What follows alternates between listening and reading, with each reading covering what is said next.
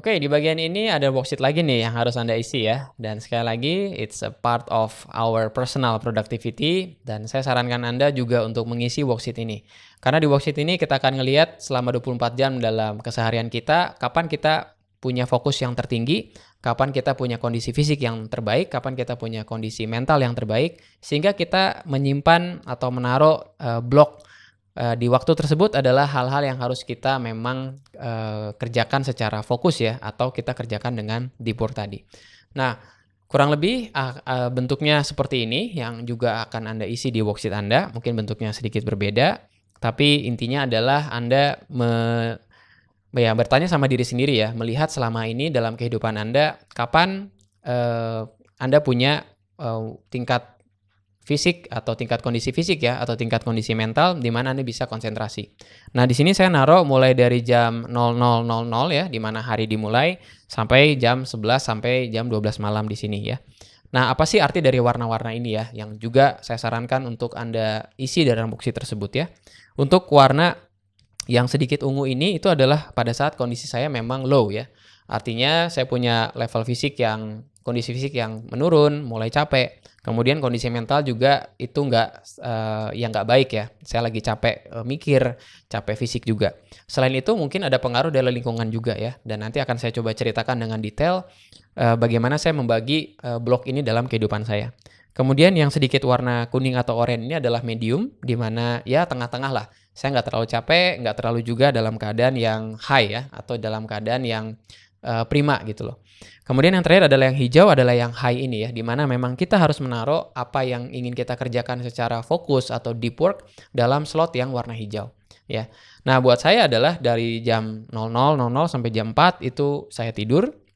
Oleh karena itu saya dalam kondisi yang memang istirahat, maka level energi saya sedang rendah ya. Kemudian jam 4 sampai jam 5 saya bisa bangun jam 4.20, kadang 4.30 pagi. Dan pada saat pertama kali bangun, mungkin semua manusia sama ya, ngerasa belum bisa langsung konsentrasi ya. Di sini saya ke toilet, kemudian saya nyiapin kopi, kemudian saya baca sedikit, saya solitude dan sebagainya. Itu yang saya lakukan dari jam 4 sampai jam 5 ya. Nah, mulai dari jam 5 sampai jam 8 pagi, itu adalah waktu di mana saya merekam kelas ini dan bikin skrip dan sebagainya. Itu adalah waktu saya di mana saya bisa melakukan deep work. Kondisi rumah dalam keadaan yang sepi, belum ada banyak orang lewat, keluarga juga belum bangun. Jadi saya bisa melakukan deep work mulai dari jam 5 sampai jam 8. Setelah itu mulai kondisi saya menurun, jam 8 sampai jam 11 biasanya udah mulai sedikit ngantuk ya. Kemudian saya biasa lakukan dengan olahraga kalau memang pagi-pagi saya nggak ke kampus ya. Dari mulai jam 11 sampai jam 14 saya ngerasa ini adalah yang paling rendah, mulai dari makan siang, sebelum makan siang. Kalau sedang di rumah maka saya sambil ngurus anak juga ya. Tapi kalau di kampus biasanya saya nggak taruh jadwal kuliah di jam ini. Karena konsentrasi saya dalam keadaan yang rendah-rendahnya nih ya.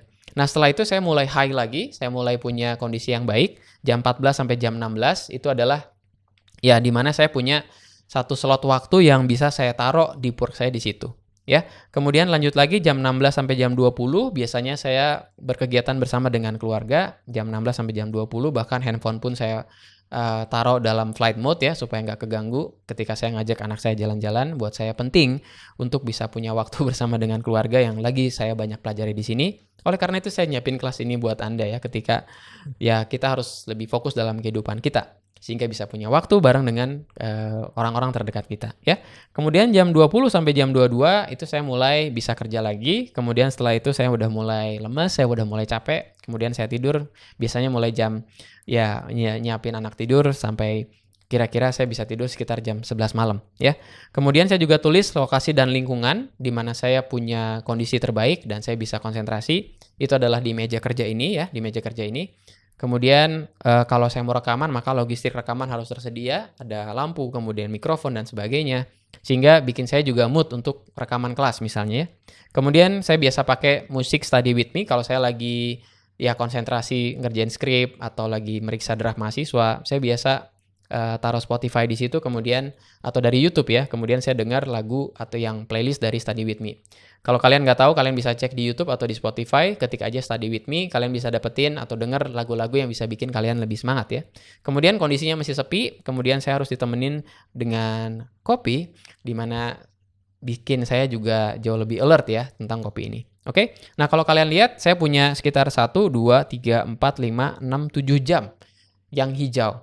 Walaupun dalam prakteknya, menurut bukunya Cal Newport, bahwa seseorang itu hanya bisa konsentrasi melakukan deep work, itu adalah 4 hours per day. Ya, jadi maksimal antara 4 sampai 5 jam ya. Jadi sebetulnya dalam jadwal saya ini pilihan. Kalau saya bisa dapat 3 jam di sini, biasanya saya biasa taruh 2 jam di sini, kemudian jam 8 sampai jam 22 biasanya ini berubah jadi kuning, bukan hijau lagi. Atau ketika saya sleep over, artinya ya saya nggak bangun pagi, ini berubah menjadi merah, ini berubah menjadi ungu ya, ini berubah jadi ungu, ini berubah jadi ungu, ini jadi kuning. Saya cuma waktu punya 1 jam, kalau ada kuliah pagi maka saya harus berangkat dengan lebih pagi ya. Maka saya harus menggunakan slot waktu lain yang hijau ini untuk saya bisa bekerja atau punya fokus yang tinggi. Oke, so selamat ngisi worksheet ini. Jangan buru-buru, lihat dalam seminggu kehidupan Anda atau kalau niat banget dalam 1 bulan, lihat di mana waktu yang Anda punya ini, di mana Anda punya tingkat energi yang paling tinggi, yang medium, kemudian yang rendah.